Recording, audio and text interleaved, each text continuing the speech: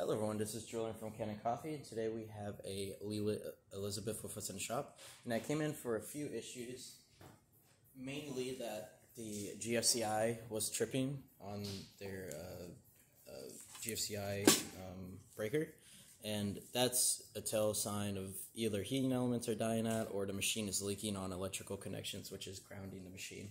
And so we went in there, realized that the steam boiler was leaking from a few of the elbows on top of the steam boiler. So we took them out, sealed them, put them back on, made sure it was not leaking anymore. And then also just replaced the group head gasket and cleaned around the group head. We didn't do a full tune-up on this machine. That's involving descaling, back flushing, stuff like that, just customer requests more so. And now we're just going to test water on the machine. We're going to run from the group head.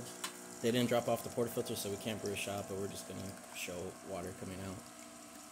Then you also have the hot water tap by clicking the third button, which come out the left side, but this would also drain your steam boiler quite quickly. And then lastly, we have the steam one. Nice and dry, since it's a dedicated boiler for the steam and hot water. Yeah, that's about it for this repair. If you like this video or any of our other repairs on our channel, leave a like, subscribe, and hit the bell. Thanks for watching.